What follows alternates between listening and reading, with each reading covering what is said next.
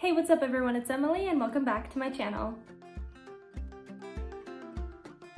So a couple weeks ago, I posted a video about overconsumption in the book community, talking about book talk and booktube and how we can ethically consume books and everything with what's going on with the climate change and, everything. I'm really grateful for all the comments that were left on the video and the great discussions that were being had. So thank you so much for doing that. If you haven't seen the video already, I will link it up above. And then anyone who has continued this conversation on their own channel, I'm so grateful to Em, who created a video about Scribd and their free trial that they're doing right now as a way to consume ebooks and audiobooks online versus buying paper books. So I stuck to my word and Hugo and I went and got a library card at our local public library, and I want to share with you some books that I got at my library. This was actually pretty hard because the English section was somewhat limited, especially within the genres in which I read.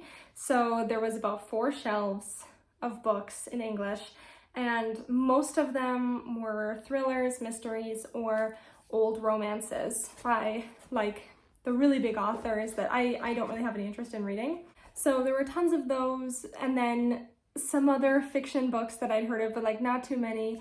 And then they had one small YA/new adult LGBT section, and that's kind of where I stuck for most of it. And once I go through those books, I am gonna have to just start requesting from the other local libraries, because overall here in Belgium, they do have English sections here because there are people that read in English and prefer to read in English, but it is pretty hard to find a lot of the English books that I want to read.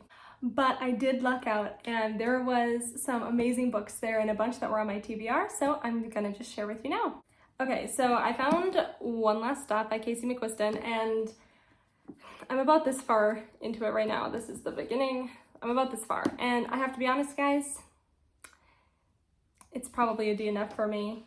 But you know what? That was the great thing about going to my library, is that this was a book I was going to buy, and if I bought it, I probably would have slugged my way through it and maybe gotten myself into a slump. But because I don't know if I'm enjoying this book, I am okay with just DNFing it, and there was no money lost in that. So I'm really happy that I got it and that I tried it, and I might try and finish it. I'm not really sure.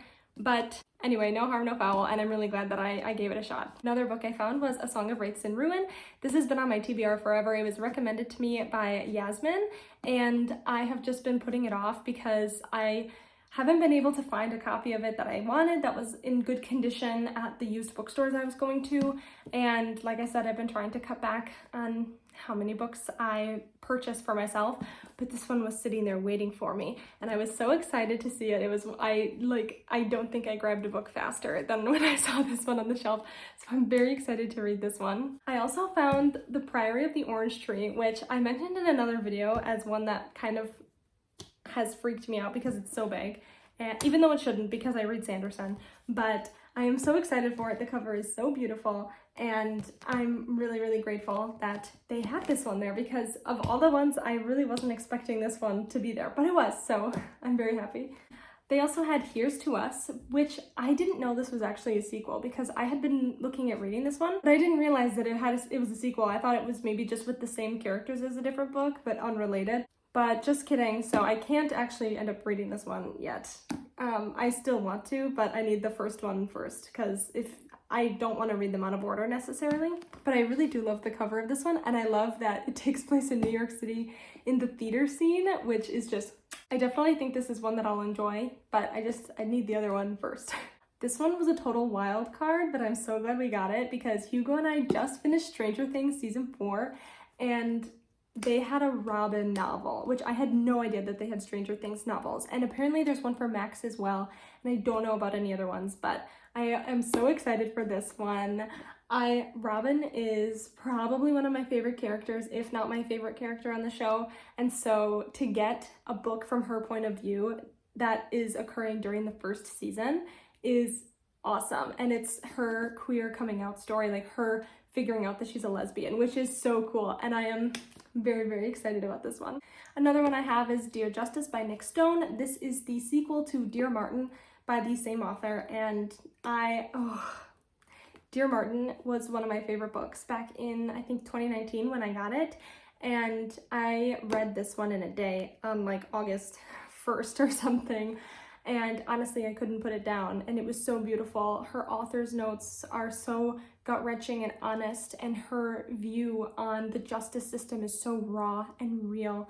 And it's just impeccable. And if you are just looking for a somewhat easy read that still tackles some really harsh issues in a very vulnerable and honest way, it's so good. I mean, I definitely recommend reading Dear Martin first because it's kind of sets up what's going on in this book. What the world is going through right now, it is important to listen to these kinds of stories, and I think that Nick Stone is a really great place to start.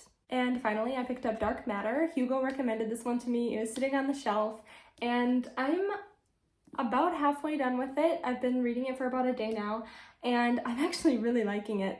It kind of reminds me of The Midnight Library if it was a sci-fi story instead. So I think it's gonna be hit or miss for a lot of people. It's definitely different than The Midnight Library, like it's less on the nose as that one, but it does have some similar themes surrounding it, and I definitely think could be a good read if you're more of a sci-fi reader who's looking for an emotional story of like, are you happy with where you are in your life? And, you know, if you could change something, would you? And like, what would that effect have on your life? Beyond that, it's kind of hard to describe what's going on. But so far, so good. It has definitely been worth the read so far, and I can't wait to finish it. So there you have it. Those are 7 books that I picked up from my library. I have them until the middle of September, and then I can either renew them or return them. I'm already making some good progress through them. If anything, I'm gonna save The Priory of the Orange Tree for last and hope that I can finish it in the first week of September. And then the rest, hopefully I'll be through before then. So fingers crossed. As always, if you made it this far into the video, thank you so much for watching. If you enjoyed, please like and subscribe to my channel. I hope you have a great rest of your day, and I can't wait to see you in the next one.